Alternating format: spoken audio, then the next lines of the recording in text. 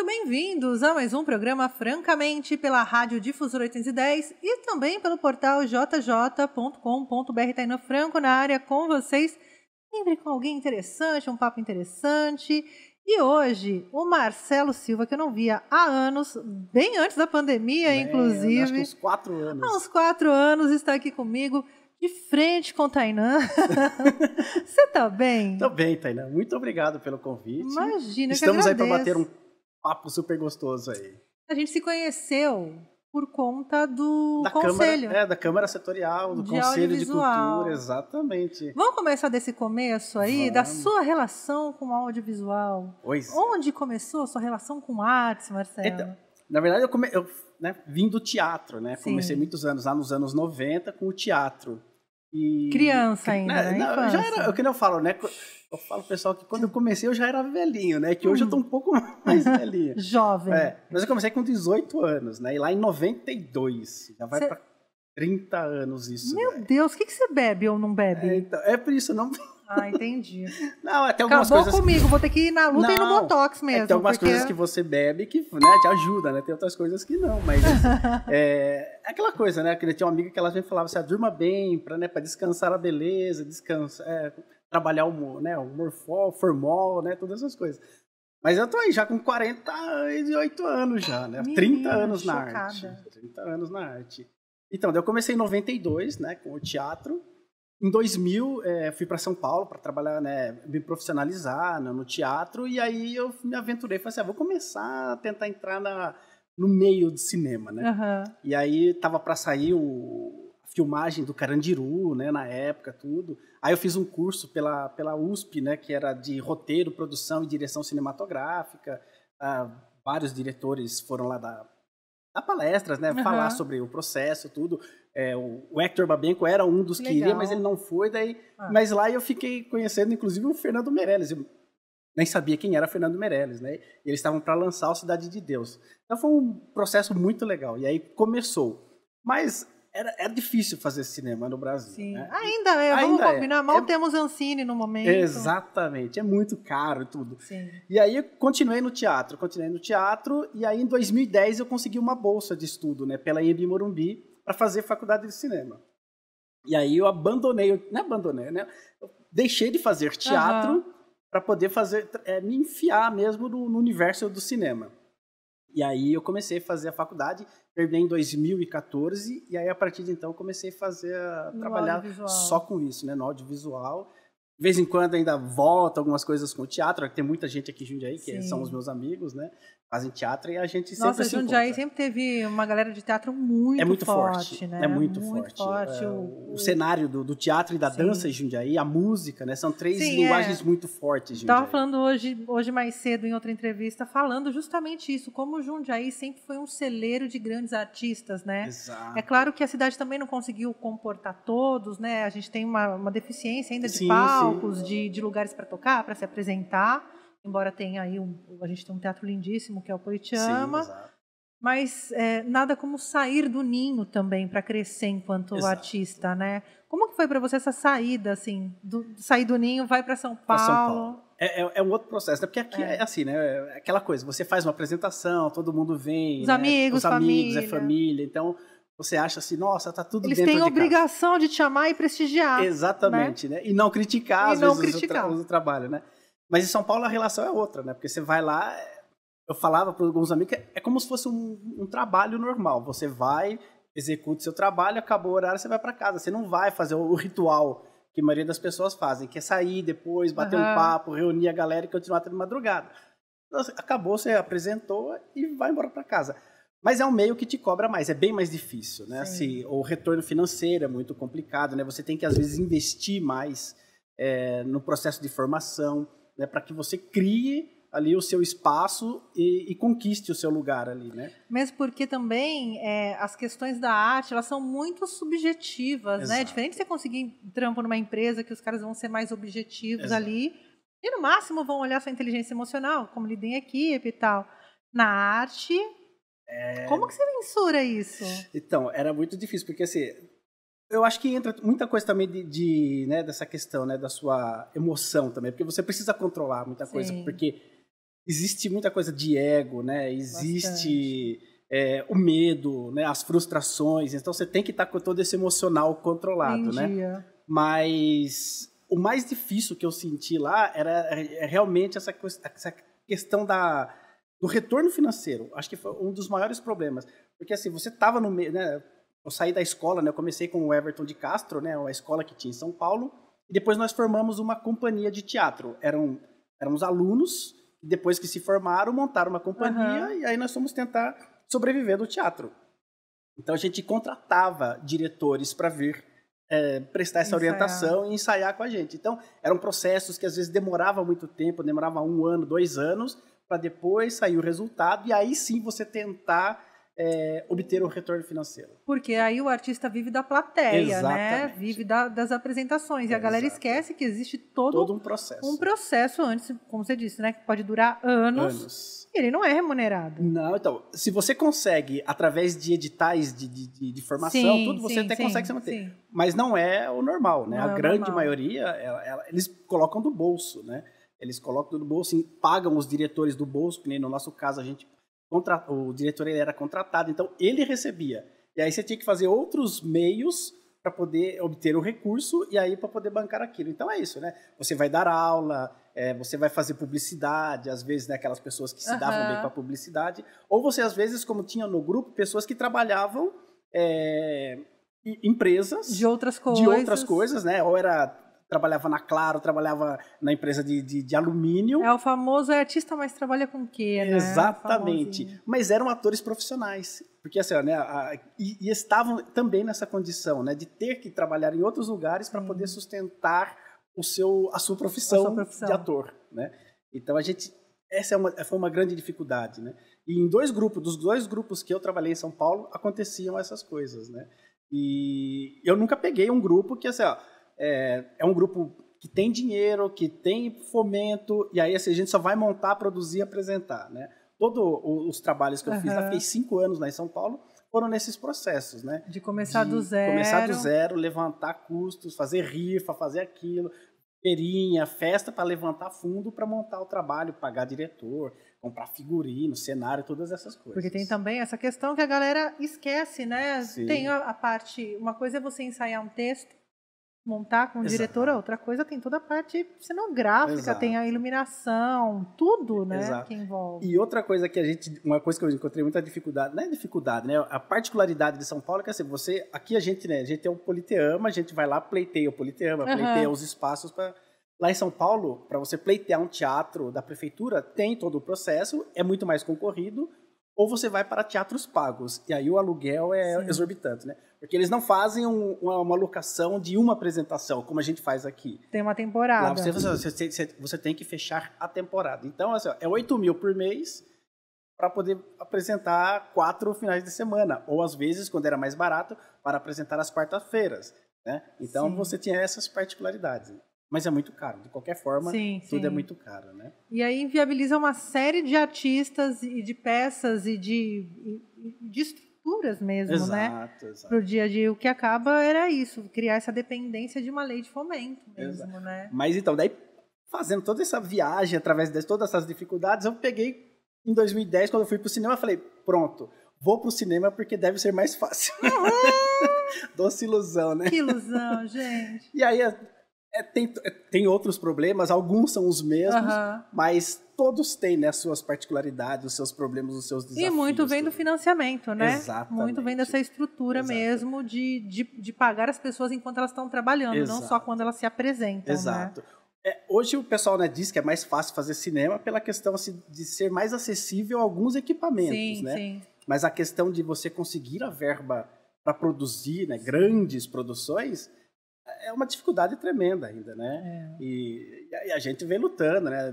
Batalhando, editais, para poder sustentar a linha de produção, né? Tem uma geração que nem imagina que antigamente, a gente está gravando aqui com 3 câmeras Zika desse tamanho, mas tinha época que tinha 2, 3 pessoas empurrando a câmera. E no cinema isso acontece, essas câmeras, né, de última geração de cinema... Ou quando grava em filme também, né? Hoje em dia o pessoal migrou quase todo mundo, né, para o digital, né? Mas ainda assim, se você vai trabalhar com cinema, né, de longa-metragem, com coisas pesadas, você vai precisar de um equipamento pesado. Né? E aí é isso, às vezes você vê uma caixinha, que é uma câmera hoje, que ela se reduziu numa caixinha, mas você vai precisar de toda uma estrutura para poder usar aquela câmera. Então é luz, lente, bateria e um monte de coisa que ela vai virando um monstro, né? Vai virando um Lego, né? A gente vai montando aquilo lá para formar um monstrinho para filmar tudo. Você citou aí quando você foi estudar artes visuais, audiovisual, o Fernando Meirelles, o Babenco. O cinema brasileiro, final da década de 90 para os anos 2000, ele deu uma guinada, né? Assim, nós tivemos muitas produções aí. Exato. Tivemos um namorinho ali no Oscar com Fernanda Montenegro, com a Central do Brasil.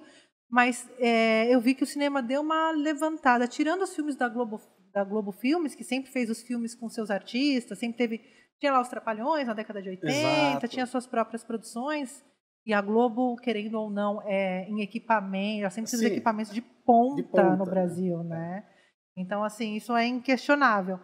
Mas alguns diretores começaram a se destacar, né, também. Você pega o próprio Fernando Meirelles, né, que depois foi dirigir para fora, depois teve o Padilha, né, que fez o Tropa de Elite, foi convidado para dirigir uma produção de Hollywood, Robocop 2014, né?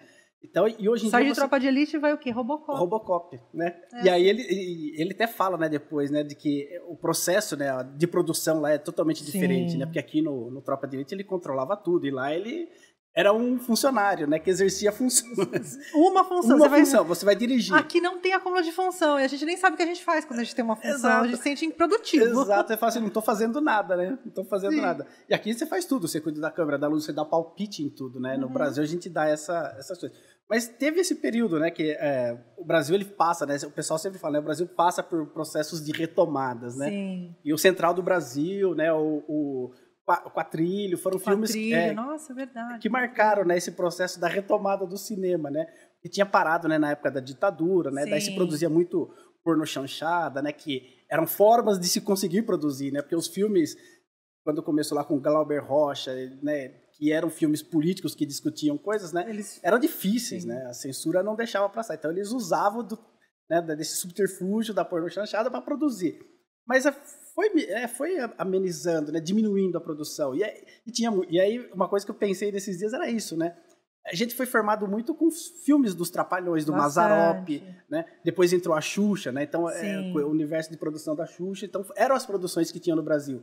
E aí, quando veio ali do Quatrilho, depois Carlota Joaquina, né? Nossa, eu adoro Carlota Joaquina. Exato. E aí veio o Central do Brasil, e aí começou esse processo de retomada, né? Aí a Ancine, né, foi criada também ali nos anos 90, né, para pensar esse novo cinema. Porque tinha uma agência reguladora, mas não era a Ancine, ela tinha várias competências. Exato. Teve lá a Embrafilmes, né? Exato. Depois que o Collor, né, simplesmente anulou a Embrafilmes, e aí morreu, e aí depois criou-se a Ancine, na década de 90. E aí, a partir disso, começou-se a pensar o cinema nacional, a produção do cinema nacional, né?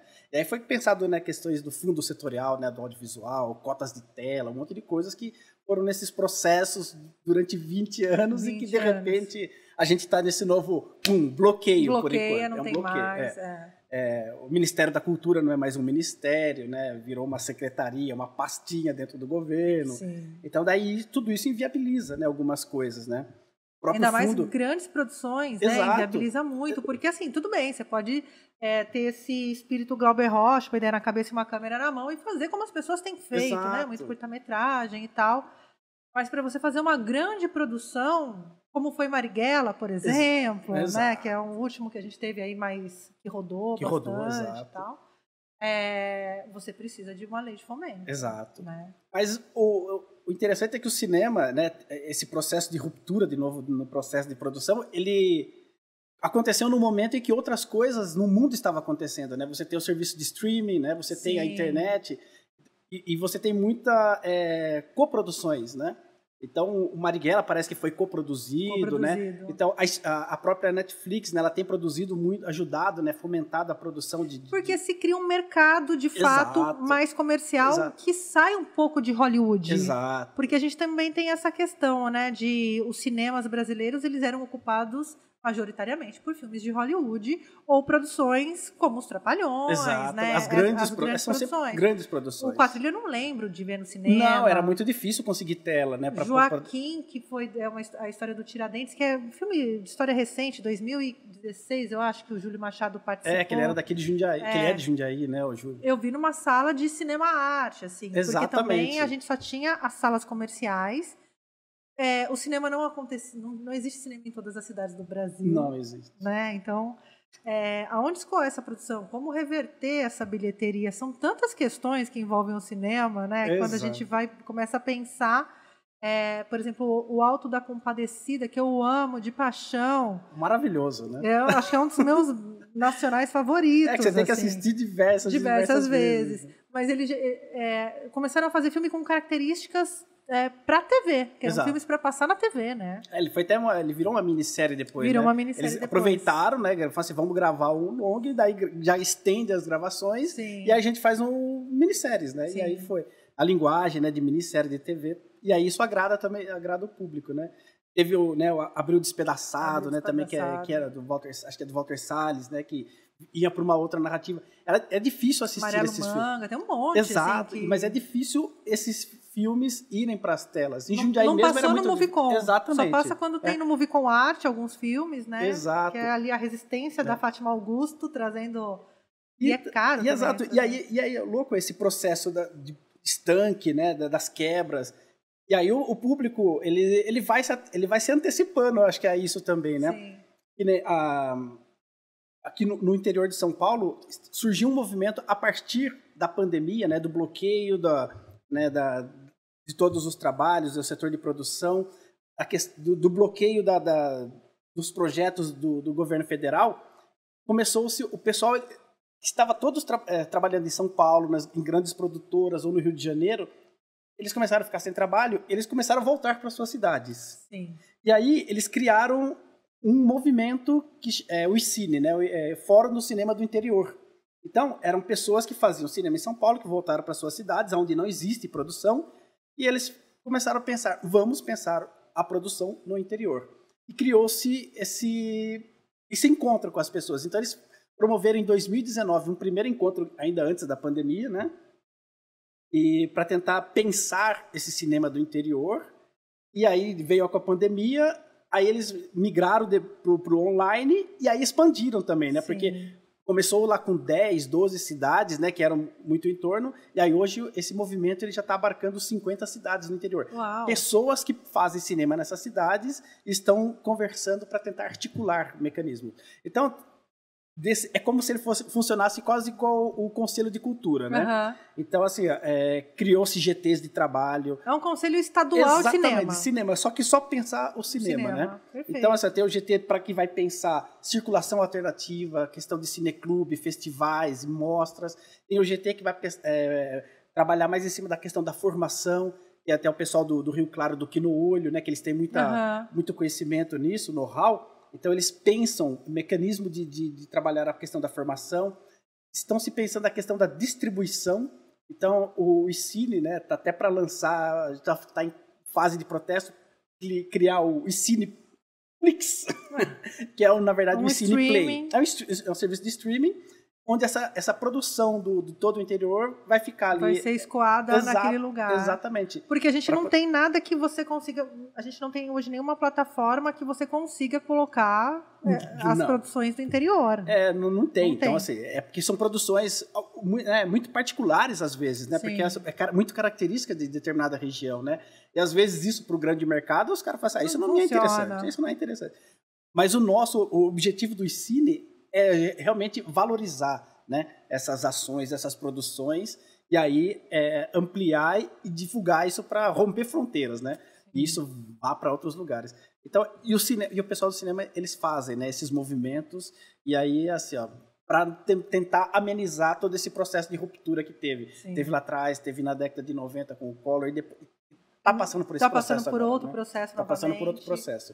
E aí, nem sempre um processo de ruptura é uma coisa ruim, mas eu acho que a gente traz um repensar assim. Exato. Sempre trabalhei com as leis de incentivo e sempre fui muito crítica ao modelo que a gente tem de financiamento, né? Sim. O modelo de 92, desatualizado, né? O mercado já andou, então a gente precisa conversar de novo sobre isso. Eu participei de grupos de discussão na época que o Gil era ministro, falar de procultura, sabe assim? Então, é uma discussão que ela vem se arrastando já há muito tempo e é uma discussão que não vai ter fim. Não. Né? E o cinema pega o acesso a equipamentos, né, a tecnologia, o cinema pega essa vinda muito grande dos streamings, né, que tira a galera de dentro, veio a pandemia que tira a galera de dentro do cinema, então muitas salas de cinema não se mantiveram.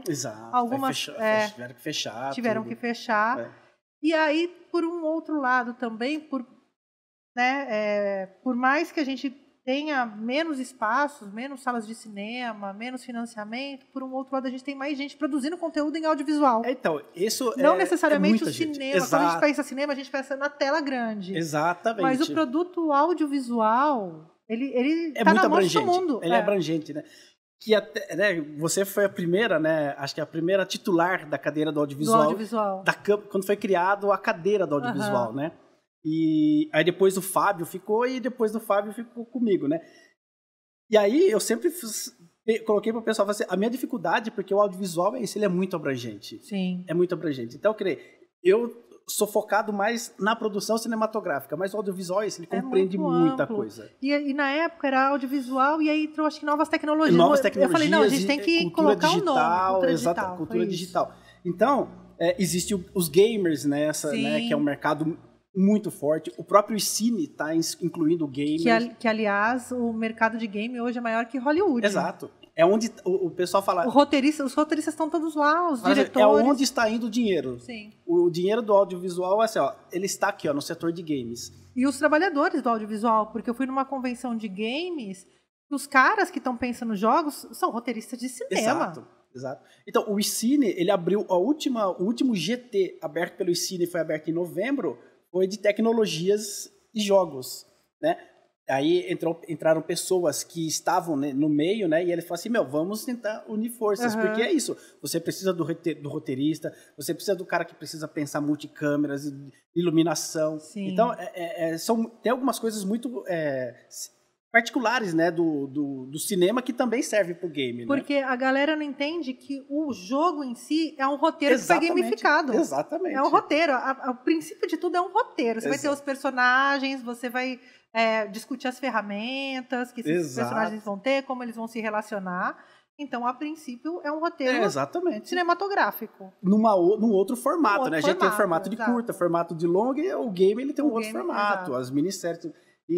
Então, é onde está o dinheiro, né? O pessoal tem dito assim, é aqui que está o dinheiro, e isso ele vai, de repente, abarcar alguns profissionais que estão deixando o audiovisual por questão da baixa produção, né? Sim. E aí eles estão sendo inseridos nesse universo de construção. A hora que a gente recuperar o Ancine, seria interessante ter games lá na Ancine também, para a gente recolher esses impostos para fazer os financiamentos, né, de filmes. Porque o fundo setorial, né?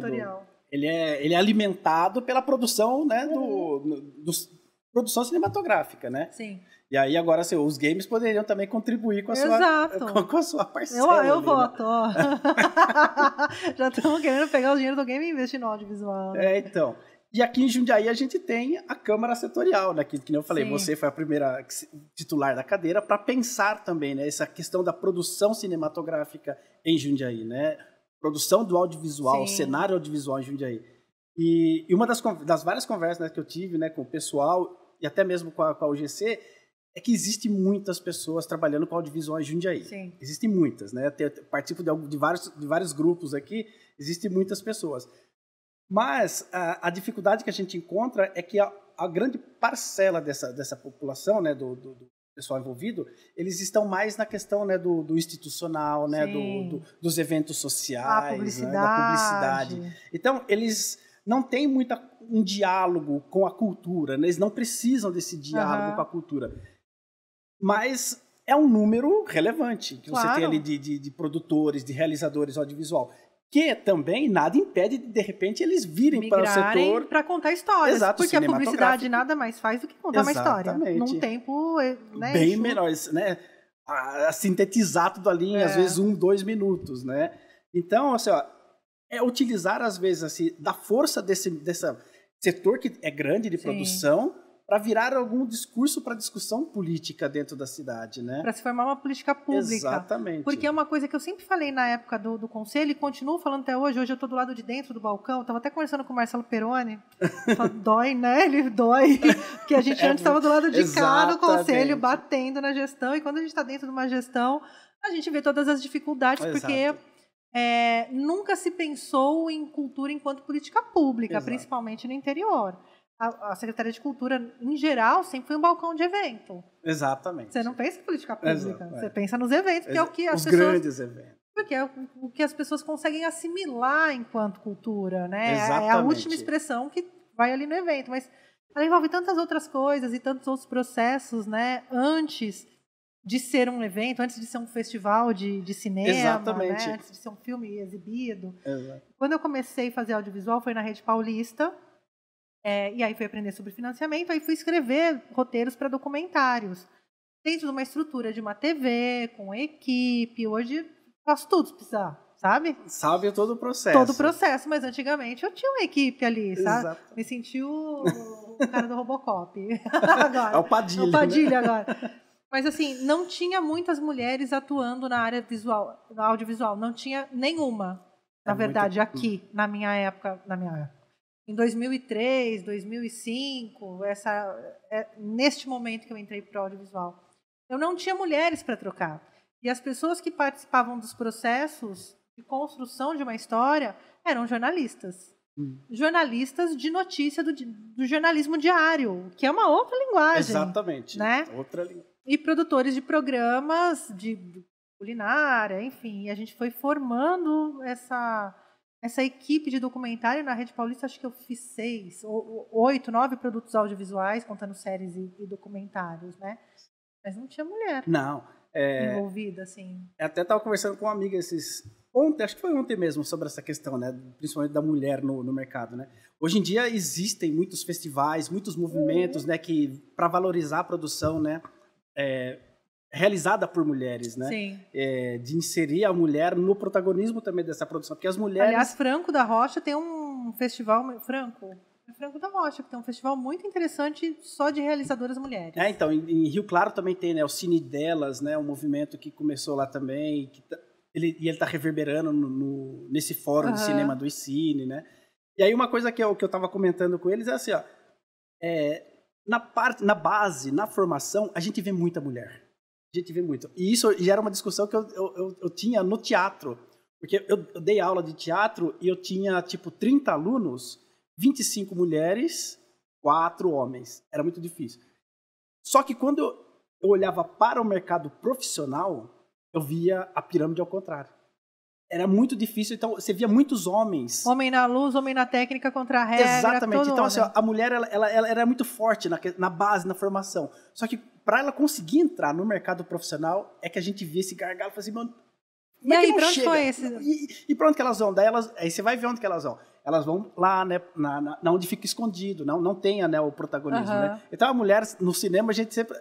Ela vai fazer primeiro, assistente de direção. Sim. Ela vai fazer não sei o quê. Ela vai fazer a questão do figurino, da maquiagem, né? Que também são funções importantes, é claro. Mas fica legado para elas só esse exercício, né? Lugar. Agora, a questão da câmera, da direção, do roteiro, né? Que principalmente, né? O roteiro, eu falo assim, a gente escreve, né, muitas histórias a partir da nossa experiência masculina, né? Sim. E precisa, às vezes, ótica, do olhar, né? Do olhar eu lembro da mulher, muito, né? dos filmes da Carla Camurati, quando ela dirigia filmes lá nos anos 90, que era uma outra estrutura de diálogo, né? A Laís Bodansky. Tem uma que eu gosto muito, que faz documentário, que é a Stella Renner também, que faz documentários muito mais educativos, voltados para obesidade infantil, sabe? Assim, consumo infantil e tal. Ela tem 3 que eu amo, 3 documentários incríveis. Mas é mais difícil. É difícil. Lógico que isso está se rompendo, está quebrando, graças a Deus, né? Porque precisa, né, abrir o espaço, né? Que é uma coisa que eu faço. A gente não tem que dar espaço para as mulheres, a gente tem que sair da frente e falar assim, não, elas ocupam, porque, né? Até porque fica até uma coisa assim, eu tô dando espaço. Eu tô te dando, não, fica com o meu lugar aqui, estou te fazendo essa caridade. Exatamente, aqui. Não é isso, né? Fala assim, não, sai da frente, porque assim, é direito iguais, né? Assim, direitos iguais, as pessoas vão lá e assumem as suas responsabilidades. Então, é esse movimento muito forte, né? E todos os festivais, as mostras, os editais, eles vêm tentando trabalhar também essa questão da inclusão, né? Gera um pouco de, às vezes, de ranço em alguns homens que falam, mas só fala sobre isso, só fala sobre empoderamento. Mas é necessário, né? Ficou muito tempo a coisa que a gente está vivendo, né? E ficou muito tempo estancado, né? Essa discussão. Então, mas é que também, tem que tomar agora. Nos últimos editais, tinha lá a questão do gênero, né? Para pessoas trans, negros, do interior. Tinha vários tipos de... Os indígenas, né? De pontuação, que essas histórias também precisam ser contadas. Mas não necessariamente porque eu sou mulher, eu vou contar uma história de mulher. Exato. Uma história, eu vou ver um vídeo inteiro sobre maternidade. Não necessariamente. Exato. Tem os dois, né? Os dois, tudo bem que envolvia a questão da mulher, né? Os dois documentários, né? Que foi o Processo, né? E o outro lá, Democracia em Vertigem, né? Que foram feitos por mulheres, que agora né? São histórias recentes, né? Tudo bem que estava contando um pouco do processo ali sofrido, né? Pela Dilma, né? Mas foram mulheres, assim, elas não estavam defendendo a questão da... Tinha ali a questão da mulher, mas não era, era uma questão da política. Tinha uma questão que se provou muito agora, Clara, com relação ao golpe, que ele tinha um viés ali muito machista com relação a Dilma. Mas era para tentar entender essa estrutura política do Brasil que precisa ser revista. Mas a relação de gênero não foi o guia condutor. Exatamente, não foi a bandeira que foi assim, que vamos defender essa bandeira. Não, foi a construção do impeachment politicamente. Que lógico que você só entende o impeachment a partir dessa discussão do gênero. Sim, claro. Claro, que se fosse um homem lá, né? Exato, assim que a gente tá vendo, né? Exato, né, Marcelo? É complicado. Mas é legal. Mas nisso a gente vai construindo essa discussão, pensando a questão política e tudo mais. E aí a Câmara Setorial trouxe, né, nessa discussão a questão do Festival de Curtas para Jundiaí, né? Foi uma coisa que, assim, para pensar essa questão da produção cinematográfica. Existe produção cinematográfica em Jundiaí? Ou existe só esse outro mercado publicitário e tudo mais? E aí a gente foi descobrir. Existe, lógico, que não é, né, num volume grande, mas existe o desejo, existe algumas pessoas, algumas tentativas. O próprio Fábio, né, que ocupou a cadeira do audiovisual. O Fábio Ferrari, ele tentou várias vezes, né, implementar essa questão da linguagem cinematográfica. E aí o festival... ele nasceu desse desejo de tentar descobrir, escavar esse cenário audiovisual em Jundiaí, né, do cinema. Quem está produzindo e como a gente pode se encontrar. E onde a gente pode se encontrar. Porque é isso, né, que eu até anotado aqui na colinha. Os festivais, na verdade, eles são assim, é um ponto de encontro, né? Sim. Ele é um ponto de visibilidade, de competitividade que você tem também, né? E de troca. É onde você vai trocar as experiências, os olhares, né? Você vai ver o trabalho do outro, você vai ver, depois você vai conversar para saber como que foi feito, como que você resolveu determinados problemas. Então, o festival ele tem, né, esse objetivo. E aí, puxando o gancho para a questão da dança, da música e do teatro, por que eles são fortes em Jundiaí? O festival, eles cumpriram muito esse papel. Sim, o Enredança. O Enredança. Né? Você pega o Enredança, existe, né, há 30 anos em Jundiaí, ou mais até. Mas também é uma briga das escolas, exatamente, né? Porque assim, a política pública só acontece quando há demanda. Exato. Porque não cabe ao governo criar a demanda. Não, tem que vir da sociedade. Tem que vir da sociedade. Tem que vir da sociedade. É para isso que existe conselho também, né? Para identificar quais são as demandas. E aí a gente vai encaminhando essas demandas para o poder público, né? E aí ele vai trabalhando para fortalecer isso. E aí o cinema, eu sentia essa lacuna, né? Quando eu pensava em cinema lá em 2007, eu falei assim, nossa, Jundiaí não tem uma câmara setorial. Sim. Eu participava da câmara de teatro, já tinha participado de algumas vezes de dança, e o cinema não tinha. Aí eu falei assim, não, beleza, quando eu estiver trabalhando com cinema, a gente de repente pode pensar. E aí, quando surgiu, eu falei, nossa, a oportunidade está aí, é agora, né? Então, está no início. Então, o nosso desejo, o nosso anseio é que daqui, sei lá, talvez 10, 15 anos, o cinema ele tenha, né, a Câmara Setorial, né, todo esse movimento cultural em torno do cinema, ele tenha a mesma força que o teatro tem na cidade, que a dança tem na cidade, mas a música. Mas eu acho que um acelerador, que nós tivemos nesse momento foi justamente a pandemia. Sim, e a Lei Aldir Blanc. Exatamente. Porque todo o conteúdo da Aldir Blanc foi audiovisual. A plataforma foi o audiovisual, né? Foi o audiovisual, e eu acho que ela trouxe um benefício, a Lei Aldir Blanc, ela trouxe um benefício que é uma coisa que eu sempre briguei, Marcelo, sempre, que é a profissionalização do artista. Tem um currículo, um ótimo portfólio, e são coisas que só dependem de você. Exato.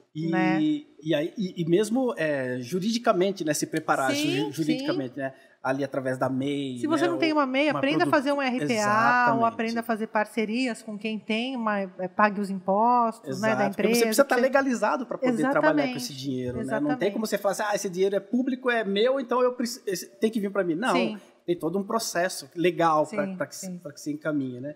E é isso que você falou, a Aldir Blanc, ela trouxe essa necessidade do audiovisual, e aí o interessante é que ela tiveram muitas metamorfoses ali, né? O teatro pro audiovisual, porque como que a gente falava assim, pensava, né?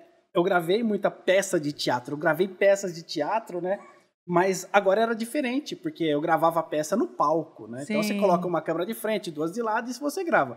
Agora não, as pessoas vão construir uma peça para a câmera. Para a câmera. Então você precisa pensar de outra forma. É quase uma novela ao vivo ali agora, né? Que se faz. Então aí houve essa miscigenação, toda essa metamorfose, e as pessoas elas começaram a entender, né? A linguagem das câmeras, a linguagem audiovisual. E como se comunicar, né? Como construir uma história diante de uma câmera. Exatamente. Né? Então foi um processo muito enriquecedor, né? Eu acho, né? Lógico que a gente vai voltar, né, para o teatro tradicional. Sim, claro. Mas eu acho que a gente nunca mais vai tirar o audiovisual das artes. Porque vira e mexe, assim, agora eu vou produzir uma peça, mas eu vou produzir um conteúdo audiovisual para colocar no Stories. Mas isso mesmo antes da Aldir, já era genuíno, porque a gente era uma peça de teatro e é um show. Exatamente. E a gente registrava o momento. As redes sociais também nos trouxeram isso, né? Sim, da gente contar histórias pelo nosso olhar. Por que eu estou num show com 5.000 pessoas e eu estou gravando o show e as outras 5.000 pessoas estão fazendo a mesma coisa, exatamente. Né? Por que eu vou postar meu conteúdo? Porque é meu olhar. Exato, é o meu momento. Aquele lugar, só eu tô aqui. De vista. Só eu tô aqui nessa posição, nesse lugar, nesse ângulo. Exatamente. Né? Então eu acho que isso foi plantando sementinhas também nas pessoas, né? Exato. Agora eu vejo a galera no TikTok fazendo coreografia e tal, dublando. A quantidade de dubladores que tem agora, porque todo mundo virou dublador.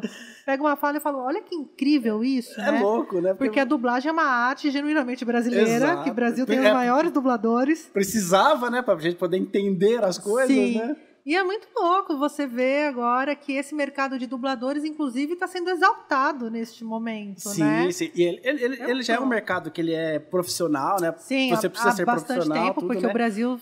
Mas ele está ampliando, né? E Jundiaí teve um processo há um tempo atrás, né, de trazer essa experiência, né, de escola de dublagem, de curso de dublagem, né? Então, é um outro caminho, bem interessante também, né? Mas, assim, ó, o Festival de Curtas está aí, né? Tá para acontecer agora. Me conta, assim, do começo da luta, não, mas assim, era uma briga muito antiga de ter um festival de cinema. Exatamente. Como que a gente vai fazer isso? Com que dinheiro a gente vai fazer isso? E como que a unidade de gestão ajudou com isso? Vai ter dinheiro, vai ter... Como que funciona? Então, a nossa expectativa era ter algum lugar exibidor, né? Vamos achar um lugar exibidor para a gente exibir as nossas produções, né? E conhecer outras produções de outros lugares. E aí, assim, na época, foi de 2016, ali eu encontrei, né, encontrei o Lucas, o Fábio, o Henrique, né? Porque o Lucas, ele era envolvido com o Cineclube. Não, era o Lucas Moreira, era outro Lucas. Tá. O Lucas... Falou Lucas no audiovisual, já lembrei do Lucas. É porque tinha já o SAV, né, que já a semana do audiovisual livre, eu acho que né? eu participei de todas as edições do Salve. Então, é o Salve. E tinha esse processo de exibição, de intercâmbio, tudo, né? Mas não era uma política da prefeitura. Não era uma política pública, né? Não, era um evento. Eram pessoas admiradores do cinema, que trabalhavam com o cinema, que faziam esse movimento. E aí, assim, mas a prefeitura mesmo, ela não tinha um espaço, né, voltado para o cinema. E aí a gente pensou, e se a prefeitura através da prefeitura, ela já tem um festival de teatro, de dança e de música, ela tiver um festival de cinema, né? De curta. Aí a gente optou pelo curta-metragem por ser mais fácil até de abarcar, né? De conseguir obras e tudo mais. Conteúdos, né? Aí a gente foi conversar na época com o gestor de cultura, né? O Marcelo, tudo, e ele achou assim, não, a ideia é fantástica, né? Trazem aquilo que vocês gostariam que tivesse, aí a gente vai conversar.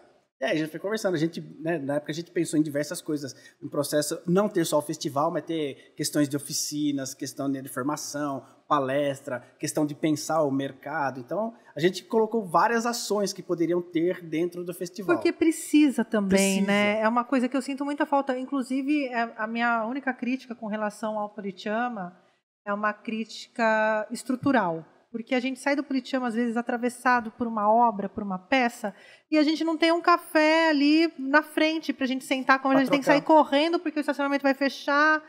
Exato. E faz uma falta, né? Ter um espaço de diálogo, né? Depois que você foi impactado, o Itaú Cultural tem, enfim, os centros culturais de São Paulo tem, né? E o Cineclube Consciência trazia isso, né? Trazia o filme, aí trazia o realizador, ou trazia pessoas para debaterem o tema. Exato. Depois começou uma iniciativa lá no Sindicato dos Metalúrgicos, eu acho que era a Vânia Feitosa também. Era a Vânia e depois parou, né? Quando o sindicato, os sindicatos, né? Todos os sindicatos sofreram aquela questão do corte de verba, né? Daí eles pararam com o movimento também aqui em Jundiaí do Cineclube, né? Foi também uma das ações que a gente tentou, né, na Câmara Social, pensar, mas ainda assim, estamos bem ainda parado ainda com isso, né? Mas aí o festival nasceu dessa vontade e desse pensamento, dessa coisa do pensar todo o sistema do audiovisual. E aí a prefeitura comprou a ideia e aí ela fez em 2018 a primeira edição só com a exibição. Ou seja, vamos primeiro exibir. Só... Para fazer uma provocação do exatamente. Vamos ver se tem público para isso, vamos ver quem são as pessoas que fazem. E aí a gente faz o primeiro modelo vai ser esse daqui. Aí fizemos o primeiro, né? O público era bem pouco, mas nesse primeiro tiveram acho que 3 produções de Jundiaí, e aí o dia que essas produções de Jundiaí elas foram apresentar, leva o público, né? E aí percebeu-se a importância da produção local, né, para que o público possa estar presente também. Sim. Porque como que a gente vai sensibilizar também, né, a população? E aí, às vezes, esse é um caminho, né? Porque uma questão local. Na época, né, que eu estava no conselho, era muita formação de público. Não adianta ter estrutura, fazer o financiamento e eu não provocar que o público vá. Exato. Né? E as salas de cinema, já antes de pandemia, já estavam esvaziadas. Assim, o que lota cinema é o blockbuster. É o blockbuster, exatamente. Não tem, né? Não tem jeito. Mas como que a gente leva uma pessoa, faz a pessoa sair de casa... Para assistir um curta... Para assistir um curta-metragem que não é cultural no Brasil. Exatamente. Quer dizer, é cultural... mas não... né? Exatamente. Como que a gente provoca Exato. isso? Exatamente, porque... O ano passado, inclusive, teve até uma coisa, né, abrindo um parênteses, né, um caminhão que ficava, né, de repente, exibindo filmes, Sim. né, na rua, ficou no Complexo FEPASA, né, e às vezes essas alternativas, né, que vão sensibilizando, né, o público, Aliás, né? caminhão-palco é minha... Eu quero um caminhão-palco ainda na minha vida. Seria fantástico, né? Para ter show, para ter vídeo, né? Porque... porque daí você vai onde o público está. Você descentraliza, né? Exatamente, né? Você vai atrás do público, né? Sim. Você consegue ir atrás, né? E o Festival de Curta a gente tentou fazer isso. Então, no primeiro ano foi feito lá no Complexo FEPASA. O público não foi, né, grande, né, como a gente imaginava, né? Mas tiveram, na média, ali, tipo de 30 pessoas por sessão. E aí, no ano seguinte, já incrementamos, foi incrementado, né? Incrementamos, parece que foi o que fiz. Não, mas a unidade de gestão, ela incrementou um pouco mais. Ela abriu para a questão de formação, para a questão de palestra, né? Até de homenagem, né? Porque daí a gente homenageou uma pessoa do cenário cultural, do audiovisual em Jundiaí. E conseguimos uma parceria... Novamente, né? A prefeitura conseguiu uma parceria com o Paineiras, ali, a Sala Cult, né? Então foi realizada lá a segunda temporada. Isso 2019, Foi 2019. A primeira foi 2018 e depois foi 2019. 2020 acabou o mundo. Exatamente. E aí você já percebia um aumento de público, né? Às vezes o local ajuda, né? Porque você tem uma circulação de pessoas ali, né? E aí ajudou. Então você já percebeu um aumento considerável no público. E aí veio 2020 e aí falou assim, não, todo o processo que teve. Assim, vamos esperar esse momento. E aí está retornando agora para a terceira edição, né? 2022, tivemos 2 anos ali de suspensão, né? Então, e aí a gente tá aqui na terceira sessão do Festival de Curtas, né? E aí torcendo para que apareçam mais produções de Jundiaí, que nem você falou, pela Aldir Blanc, né? Como tiveram muitas produções da Aldir Blanc, a gente espera que de repente algumas dessas produções possam de repente compor, né, o Festival de Curtas de Jundiaí. Muitos grupos foram criados, WhatsApp e tudo mais. Então, assim, a gente divulgou para muita gente. Eu estou participando, assim, ajudando a divulgar. Então, assim, para diversas regiões do Brasil, para poder participar do Festival de Curtas. Porque isso vai fortalecer o movimento do audiovisual na cidade, vai fortalecer o festival. Isso tudo vai reverberar depois no mercado de produção aqui local, né? É muito louco. Quando eu estava na Rede Paulista, a linguagem documentário não era uma coisa muito, né? Não é muito televisiva. Sim, a gente cortava, fazia em série. A TV Cultura tinha muito a prática de documentários. Eu cresci, fui uma criança que assistia bastante TV Cultura, mas quando eu falava que fazia documentário, a galera imaginava que eu ficava filmando a pombinha da savana, sabe assim?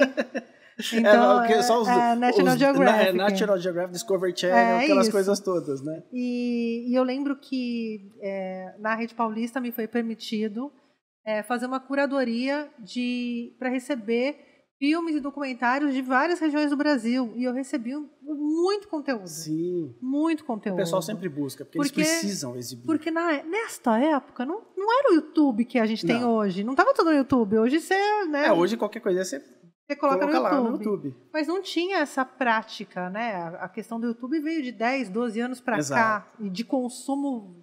das pessoas consumirem, né, o YouTube. Tem o quê? 5, 6 anos que é mais, né? Mais forte. Porque antigamente era meme, vídeo cacetada que você via no YouTube. Nada muito mais que isso. Hoje você troca privado e assiste um documentário da NASA no YouTube, né?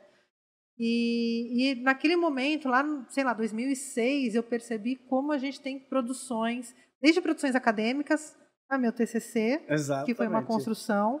E aí eu falava com as faculdades, os cursos técnicos para os alunos mandarem, eu recebi bastante coisa, até pequenos festivais de cidade do interior de Minas, interior do Ceará, interior... E aí começaram a me mandar os documentários. Eu falei, gente, não só documentários, mas também curta ficção e tal. Né? Eu falava, quanta coisa... Tem muita coisa acontecendo. Muita. Já tinha naquela época, hoje que é mais barato, mais fácil fazer. E aí você tem o documentário, você tem os gêneros, né, que são muito fortes, nessa questão do terror, do trash, tem muita coisa para Sim. Tem o Cine Fantasy que rolava em Porto Alegre, eu acho, que é um festival só de cinema fantástico. Exato. O Inedit Brasil, que eu amo, que é do Alite, do Marcelo Alite. Não, tem vários. Nos últimos 3, 4 anos tem aumentado o número de festivais, né? Porque é onde escoa toda essa produção. De curta-metragem, né? Que, né? A pessoa fala, mas por que produzir esses curta-metragens? Né? Exatamente. Mas aqui o curta-metragem ele vai ser um experimento, é uma porta de entrada para você entender toda a produção, né? O sistema de produção do... Tem histórias que podem ser contadas num curta-metragem, gente. Nem toda história precisa ser um longa. Exato, você sintetiza ali, às vezes no longa você tem que encher linguiça ali, depois você vai tirar, aquilo ali que interessava, né? Lógico que tem os grandes filmes, mas o curta-metragem ele também cumpre a sua função de transmitir a mensagem, de explicar a história, enfim. Ele dá conta de uma história. Ele dá conta, né? Então daí você tem esses diversos gêneros e nichos e movimentos e festivais, né? E é uma produção muito grande, tem muita coisa. E Jundiaí começa a entrar nesse mapa. Está começando a entrar nesse mapa. Você falou do ICINE, me veio o Polo de Paulínia, que era muito promissor, né? Exatamente. Nas produções do interior, o Polo de Paulínia, que eu nem sei que fim levou. Não, totalmente... acabou, né, aquilo, né? Inclusive foi na época que eu estava cursando a faculdade, né? Eu estava cursando em São Paulo, falei assim, não, vou trabalhar em Paulínia. Quando acabar, né, a minha faculdade, eu vou, né, tentar ver se eu faz uma viagem lá para Paulínia, mas aí acabou, lá 2015, 2016, foi coisa política, né? E aí acabou. Até esses dias eu estava conversando com o Flávio, né, o Carnielli, que você entrevistou também um tempo, né? E ele falou, não, todo mundo acha que Paulínia aqui é a Hollywood do Brasil. Não tem mais, não existe mais. Porque teve filmes que a Globo Filmes acho que veio fazer filme aqui. Sim, grandes produções, grandes, porque tinha estúdios, né? Então, grandes produções aconteciam. A cidade participava de todo o processo, né? E isso morreu, né? Como aconteceu com a Vera Cruz, né? Sim. E São Bernardo tinha o SAV também, Centro do Setor Audiovisual lá de São Bernardo, mas não sei como que tá também, que era um curso de formação. Na antiga Vera Cruz, se eu não me engano, eles usavam lá os estúdios, mas tudo acho que está meio paralisado, né? Dos últimos 3 anos está tudo meio parado. Eu queria ainda. até, você me falou agora, né, dos estúdios, tal. Eu lembrei de um salve, acho que foi o último que eu participei antes de ir para Portugal, Semana do Audiovisual Livre, que veio um pessoal de Santos. Isso, do Instituto Queiro. Está funcionando o Instituto? Porque eu acho o modelo de trabalho deles perfeito, porque tem a formação. Mas aí tem uma política pública na cidade. Exatamente. Quando alguém vai gravar o comercial, tem que contratar X de mão de obra. E a cidade tem para oferecer essa mão de obra. Ela tem.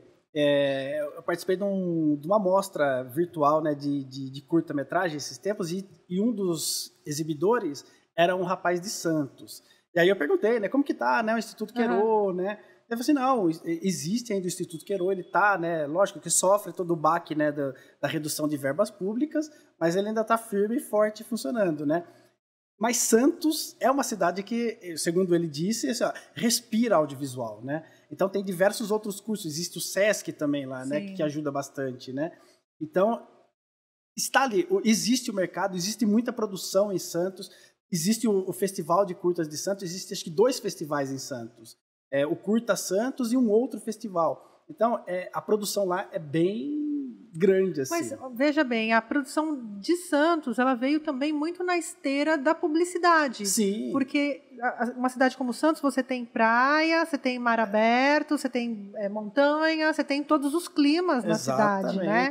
Então, eventualmente, para uma produção, ela se torna uma cidade interessante. Né? Interessante. E aí você pega essa demanda de publicidade, de filmes publicitários, que até no Porto de Santos era alugado para gravar comercial de carro, que podia correr, dar cavalo de pau. Exatamente. Você via muito, mas exatamente, você tem espaço para... É muito, muito legal isso. E né? aí, quando eu fui gravar o Imigrantes, a gente foi lá para Santos gravar e tem os lugares que são históricos, né? A Bolsa do Café, enfim... E Santos se aproveitou disso, Exatamente. né? Ele soube aproveitar essa particularidade da cidade e transformou isso nesse polo audiovisual. Exato. Aí. Então, e o audiovisual tudo isso é uma via de mão dupla, né? Você troca, né? O audiovisual, a Santos é uma cidade teoricamente cinematográfica, né?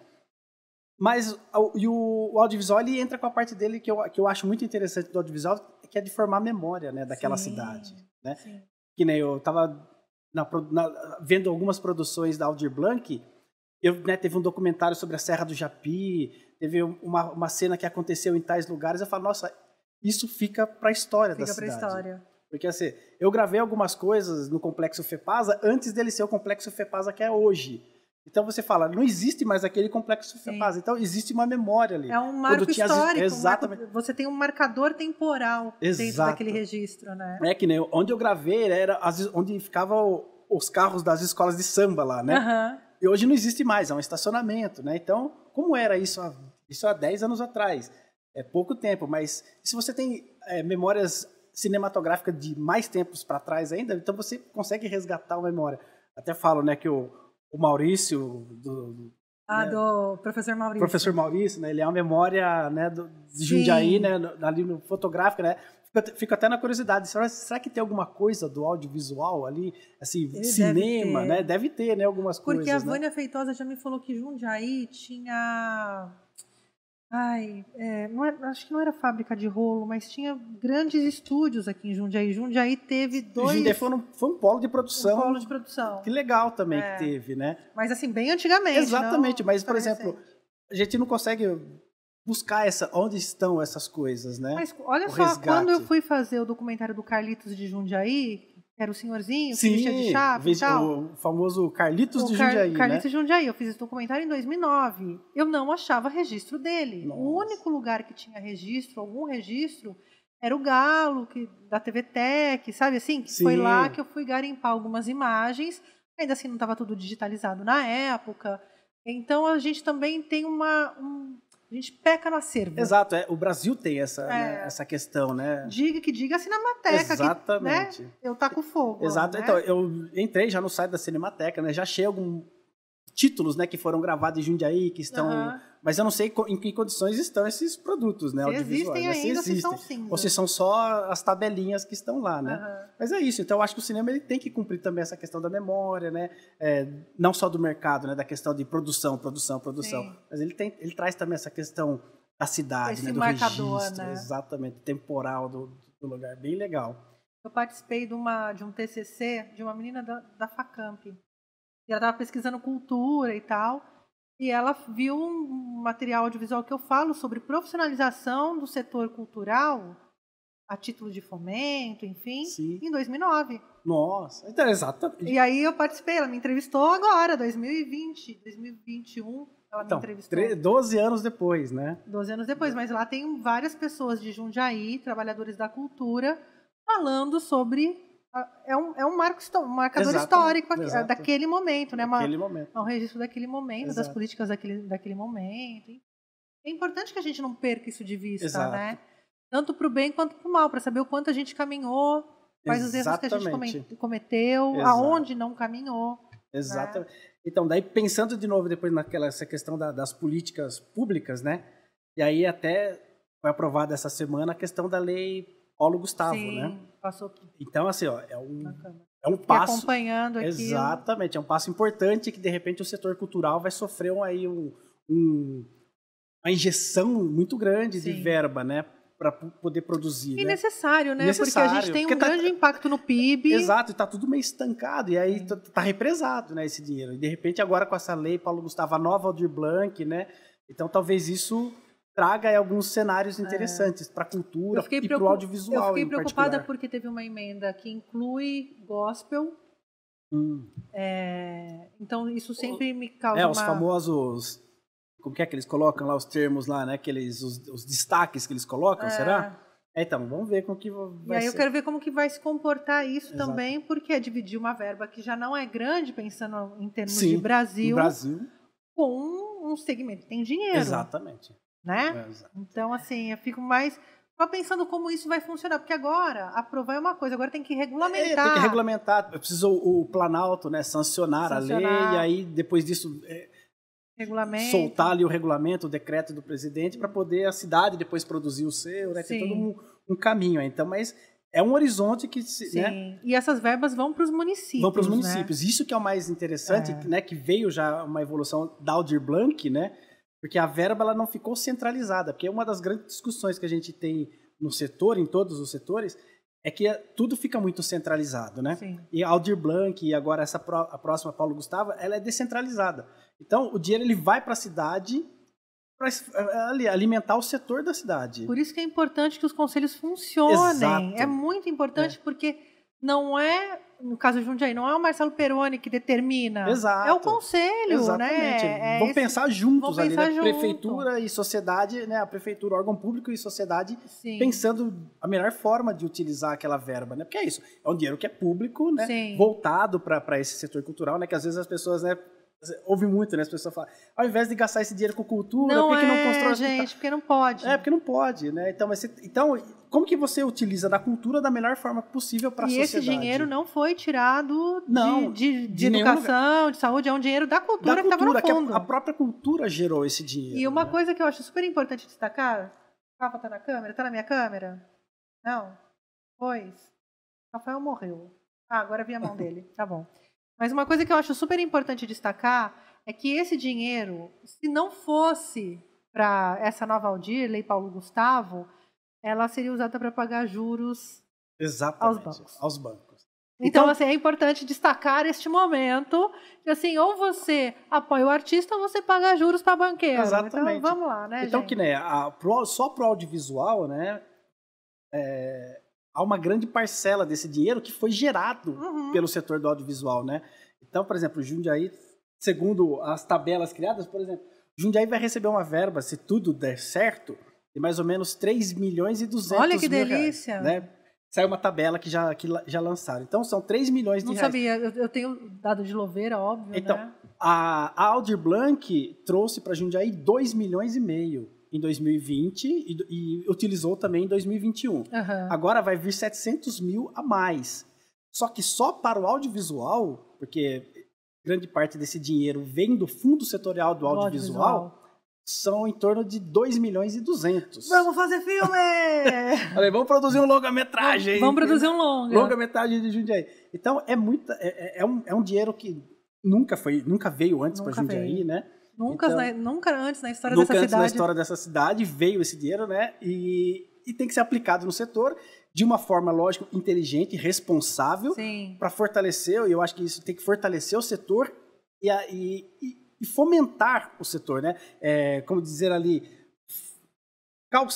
criar uma base de produção do setor, né? Porque a minha única questão nas discussões sobre a Lei Paulo Gustavo, na frente de cultura, era não deixar isso tornar uma verba assistencialista. Exato. Porque durante a pandemia foi. Exato. E tá tudo certo e tem que ter. Exatamente. E tem que ter, porque a galera estava morrendo de fome. Exato, precisa, porque não estava se podendo fazer nada, se produzir, apresentar, então precisa desse dinheiro para que os artistas pudessem sobreviver. Mas o que eu penso agora é que o artista tem que se preparar para produzir bons conteúdos para que tenham vida depois. Exatamente. Sem o financiamento, para que eles tenham uma continuidade. Exato, um processo que não acabe aqui, né? Acabou o dinheiro, acabou o que vamos fazer? Vamos voltar para as outras coisas, vamos voltar a trabalhar. Vou trabalhar na Vivo. Exatamente. Então, pensar no segmento, né? Assim, na evolução do processo, né? Então, vamos ver, né? Junto com a sociedade, com o poder público, pensar o melhor uso possível dessa verba. Olha, nessa semana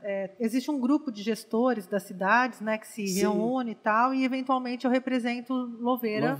Quando o Felipe Haas, que é o secretário, não pode comparecer. Essa semana nós tivemos uma reunião no Teatro Municipal com a Aline Torres, que é a secretária de Cultura de São Paulo, da cidade de São Paulo. E aí, alguns dos problemas, tirando a proporção das cidades, óbvio, mas são muito parecidos, que todo o trâmite burocrático, as questões de descentralização, as questões do acesso, são questões que são inerentes aos municípios, independentemente do tamanho dele. Exatamente. A profissionalização dos artistas também, isso é uma questão.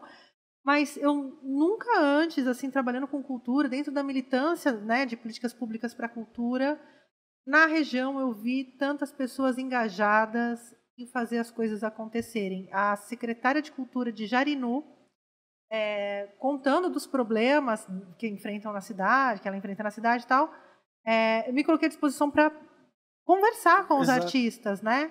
E aí, nessa semana, a gente conversando, ela falou que deu um start nos artistas de ter um material, né? De buscar, de pleitear e de unir forças para pedir política pública. Não é pedir dinheiro. Não é pedir. Porque pedir o dinheiro. Direito, né? É direito, né? Porque eu falo sempre para os artistas, Louveira, eu falo a mesma coisa.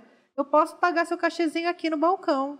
Eu vou sair, você vai ter que caçar o próximo para fazer isso. Exatamente. Se a gente criar leis, lei municipal, Louveira não tem o conselho, a gente está formando o Conselho de Cultura de Louveira agora. Se a gente criar essa base, vai ser melhor para todo mundo, independentemente do prefeito, do vereador, do secretário de Cultura. Vai ter uma política ali que atenda os artistas de fato. Exato. E isso, acho que nos últimos anos, acho que tem se fortalecido essa questão, a necessidade de você se engajar, né? Junto, formar grupos, né? Formar forças-tarefas para você. Porque é o exercício da política no nosso dia a dia. Não acaba no voto. A gente acha que faz política só na hora de votar, né? Mas não, todo um processo, né? E você pensar, sentar, discutir, aliás, só o ato de fazer já é um ato político, já é um né? ato político. Então você não tem como ficar inerente a isso. Então você precisa de outras pessoas. Então você não vou fazer só pensando em mim. Porque não adianta, porque você não vai longe. Então você precisa fazer pensando no coletivo, na sociedade, tudo. E o que é vantagem para todo mundo, Exatamente. Porque eu vou realizar meu curta sozinha, ou vamos trabalhar a princípio, que eu não vou realizar nada, mas vamos fazer um festival que vai fomentar um público, que vai ter uma continuidade, uma estrutura, um financiamento. E aí eu penso no meu produto já, né, dentro de uma estrutura mercadológica. Senão você pensa, vamos lá, produz o meu curto, mas depois o que eu faço? Põe aonde? Põe na TV de casa. Vou na TV de casa, põe no YouTube, beleza, tá. Mas aí, quando você coloca ele à disposição de outros serviços, aí ele tem a função social dele, né? Então isso que é o mais importante. Mas estamos aí nessa batalha, né? E a gente aprende também, o YouTube, que é bastante democrático, enfim, uma outra coisa que eu percebo muito no setor artístico é que a gente aprendeu a não pagar por conteúdo. Isso. Então, isso também dificulta um pouco alguns diálogos. Sim, em termos de mercado mesmo, né? Sim. Porque a Netflix está de graça. Não, você paga mensalidade, mas é uma empresa gigante, né? Que ela se banca, faz as próprias produções e tal. O YouTube é gratuito. Você não recebe nada. Porque a monetização do YouTube, vamos combinar, que não faz jus. Exatamente. Né? E você tem que manjar muito desse processo, né? Para poder obter ali o seu recurso, né? E aí, que nem tem um rapaz que ele tá em Jundiaí, né? Ele não era de Jundiaí, ele era do interior de Minas, né? Codesburgo. Desculpa aí, Marco, se você estiver assistindo aí. É o Marco Antônio, né? Ele é um ótimo curta-metragista, enfim. Ele produz grandes coisas. E aí, ele falou assim, eu conheci os 5 continentes do mundo levando o meu curta-metragem, né? E ele recebe muitos prêmios, ganha muitos prêmios, então ele tem feito, né? Tem trazido retornos para eles, né? Tanto financeiro quanto, enfim, essa questão de viagens e tudo mais, né? E se ele tivesse colocado somente no YouTube, né? Tá lá, todo mundo assistiu, Então você precisa saber aonde você quer colocar o seu material. E os festivais servem para isso. Exatamente. Porque para a maioria dos festivais do Brasil tem que ser inédito. Exato. Não pode ter sido exibido. Às vezes não pode estar no YouTube. Você, às vezes tem que colocar no YouTube para os caras assistirem, mas você deixa de um jeito lá privado, né? Que só ele vai acessar tudo. Mas o ineditismo, às vezes, ele é o primordial. Dos grandes festivais do Brasil, o ineditismo é o que pega, né? Tanto no Festival de São Paulo, né? No Kinofórum, você pega no Festival de Gramado, Festival do Rio de Janeiro, do Curta de Brasília. Então, tem que ser inédito, né? Então, você não pode sair soltando ali, tem que segurar a vontade ali e guardar. E guardar para o momento. Você precisa saber o direcionamento. Uma coisa que eu falei com o pessoal, assim, pensa o que você quer, qual a carreira que você quer para o seu curta. Não tem problema você ter o curta que você quer pôr no YouTube, eu já fiz muito isso. Esses trabalhos a gente vai fazer só para o YouTube. Esses trabalhos eu vou tentar festival. Esses trabalhos aqui, de repente, a gente vê se há possibilidade de profissionalizar ele, porque precisa também profissionalizar ele, para, de repente, veicular em televisão. Né? Porque, né, eu fiz agora, vou mandar lá para o canal Curta Brasil e para Prime Box lá e vai ser exibido. Não, você precisa pensar nisso antes, né? Para profissionalizar, deixar tudo documentado, ter a questão dos direitos, né? Autorais de música, né? Tudo mais, tem que estar tudo regulamentado ali bonitinho para você pensar nesse caminho. Se você quer só no YouTube, mesmo no YouTube, se você colocar uma música que não é sua, o YouTube vai silenciar ali, ou se você quer para festival, ou se você quer para televisão. Então você tem que pensar em todo esse processo aí. Que pensar estrategicamente, Exatamente. Né? Você tem que pensar criativamente, mercadologicamente. Estrategicamente é muito doido. O festival está recebendo curtas, que prazo que a gente está? Então, o festival ele vai, a prefeitura lançou em final de janeiro, né? Deixou aberto lá 45 dias, né, para poder receber. Então ele vai até o dia 8 de março. Né? Mais informações, assim, é só entrar no site da prefeitura, com todas lá as informações. Vou deixar linkado para quem está ouvindo pela rádio. Isso. Já foi. Possivelmente, já foi não, mas vai no YouTube do Francamente e vê os links que eu vou deixar. Isso, tá no site lá da prefeitura, né, na página da cultura, daí tem lá o edital, tem o regulamento, tem as fichas de inscrições, a documentação que precisa ser enviada, né, mas a prefeitura, né, a unidade de gestão, ela tem o telefone lá, se caso tiver alguma dúvida de qualquer coisa, eles podem possivelmente, acho que, sanar alguma dúvida ali, né? Mas deixe para a última hora. Mas não deixe para a última hora.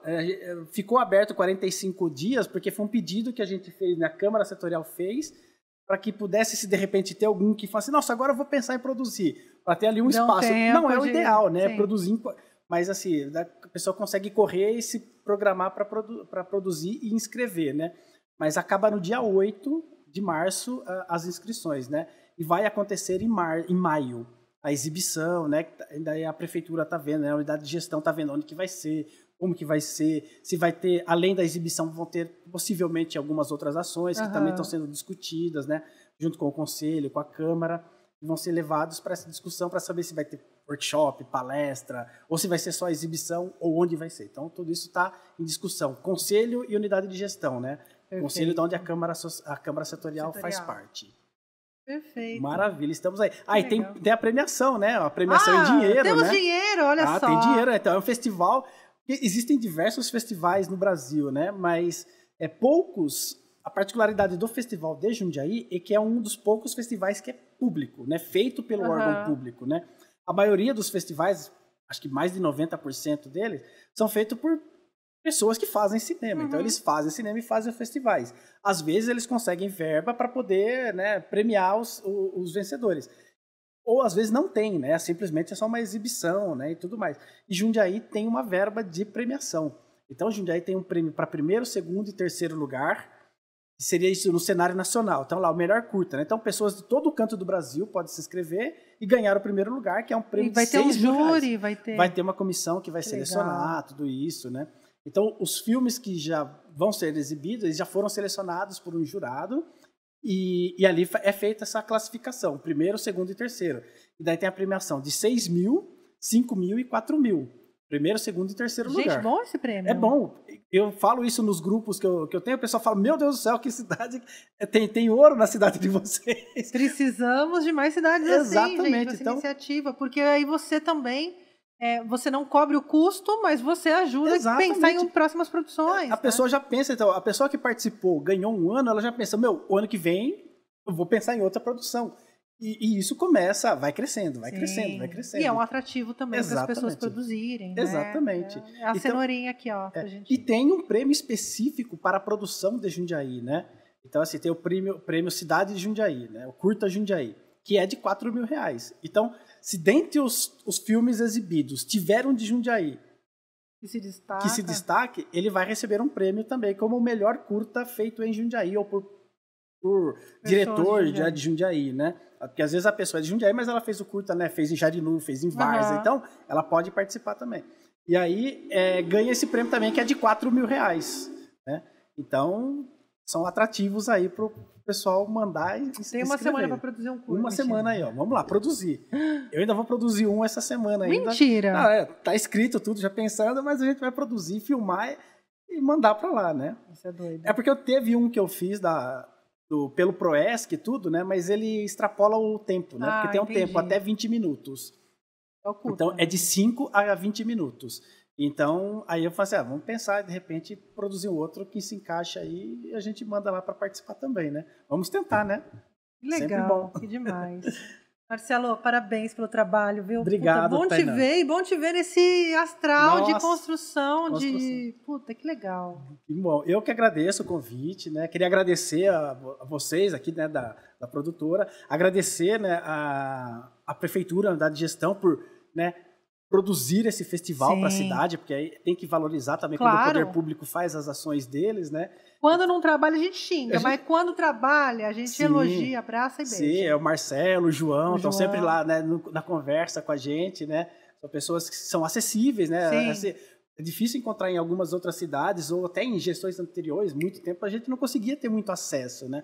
E essa gestão, ela vem trabalhando para ser mais acessível à classe artística, à sociedade. Então, a gente tem que valorizar isso. São pessoas com qualidade técnica. O Marcelo, o João são artistas e são gestores. Eles não adianta ser só artista, tem que ser artista e gestor. Exatamente. E os dois são muito qualificados para isso. Exato. Isso que você falou, né? A gente está aqui, né, no nosso anseio. Quando a gente vai para lá, a gente, vamos mas sem esquecer também o lado de lá, né? Sem esquecer, né? O perrengue que os artistas passam para negociar, para conquistar as suas coisas, né? Então, assim, a gente só tem a agradecer. A gente, né, nas reuniões tem os atritos, os conflitos. Tem os tensionamentos, mas é em prol da construção, não é pessoal, né? Exatamente, não é nada pessoal. Mas aí a gente vê os avanços, né? Então, assim, o Festival de Curtas é um dos avanços que conseguimos, né? Junto com o poder público. Então, é agradecer a unidade de gestão, agradecer o papel do conselho, porque é isso que você falou. A cidade precisa de um conselho, né? Para poder pensar essa demanda que está ali, né, surgindo de todo... Eu sou a militante do participe de conselho, seja conselho da criança e adolescente, seja conselho da cultura, conselho de patrimônio, faça parte do conselho da sociedade. Porque é a forma que a sociedade tem de participar, de criar, né? De usar o dinheiro público, exatamente, inclusive. E não ficar só reclamando, né? Ali é o lugar certo para reclamar, na verdade, né? Ou você vota, né, reclama na hora do voto, ou você vai reclamar participando desses processos, né, dos conselhos. Então, o Conselho de Cultura é um conselho muito tem sido muito ativo, muito atuante, né? Participando de todas as discussões da Aldir Blanc, de todas as leis que, principalmente nesse momento que teve a pandemia, foi um conselho que foi muito ativo, pensando várias ações, até mesmo de ajudas, às vezes, com cesta básica. Então, a Rosana, que é a maravilhosa, né? A presidente ali do conselho, né? Então, super atuante, pessoa super engajada, né? Não deixa os conselheiros, às vezes, descansar. Sim, ela realmente é uma militante da cultura aqui em Jundiaí, e não é de agora, há muito tempo. Exato, né? Ela vem de outras gestões, né? E aí retornou nessa, é super atuante, incentiva, puxa nossas orelhas, cobra, né? Então, e é importante, porque dá um gás, né? A gente não se acomoda. E é uma mulher que, além da arte, da cultura, ela também é do direito. Exatamente. Então ela pensa conhece estrategicamente nos caminhos. A legalidade de tudo, né? Ela tem essa experiência também, né? E tem a Câmara Setorial, né? Também, né? Graças a Deus, tem algumas pessoas que estão aí pensando, ajudando, né? Discutindo, porque não é o meu desejo, né? Não posso levar para a prefeitura, para a unidade de gestão, o meu projeto. Eu quero que seja aberto um edital para produzir o meu curta-metragem. Não, né? Então, tem outras pessoas que produzem. Então, essas pessoas, elas vêm para a Câmara Setorial, a gente debate, levantam questões, apresenta para o conselho reflete tudo aquilo, né? E aí, sim, é encaminhado para a prefeitura. Então, tem todo um caminho, tem todo um trâmite para não ficar essa questão do favorecimento pessoal, né? Então, é toda essa questão de discussão política, né? Então, são direitos... É sobre política pública, exatamente, né? A transparência direitos e política pública. Então, não é para favorecer ninguém, né? Então, estamos aí nessa batalha. Para favorecer a todos, exato, na verdade, a sociedade. Né? A sociedade. É porque a pessoa sendo favorecida é você, né? E foi quando eu sempre pensava, se eu consigo criar esse cenário e depois eu consigo produzir o que a cidade está precisando, eu vou ser, né, melhor cenário. Beneficiado, entendeu? Claro. Então, não tem como, né? Então, é para isso que a gente tem que trabalhar. Muito bem, gente. De teatro, cinema, o multiartista Marcelo Silva comigo hoje aqui. E é isso, vou encerrar. Obrigada mais uma vez, obrigada por ter vindo. Quero ajudar a divulgar, quando tiver os curtas. Sim. Vamos entrevistar os realizadores, quem ganhar prêmio, vamos falar dos curtas. Esse espaço é um espaço para isso, para a gente trocar essa ideia. E quero entrevistar esses 4 prêmios aí. Os premiados, Os premiados. Que legal. Né? Para a gente trocar uma ideia. E é Muito isso. obrigado. Gente, seguinte, eu vou ficando por aqui. Siga o programa Francamente nas redes sociais, está lá no Instagram. Estou aqui na rádio, estou no YouTube também. Para você que está no YouTube, eu estou no YouTube também. Saiba disso. Estou no Spotify. Em vários lugares. Abre a torneira da sua casa, eu vou sair de lá com conteúdo especial para você. É isso. Fiquem bem, bebam água e tchau. Francamente, com Tainã Franco.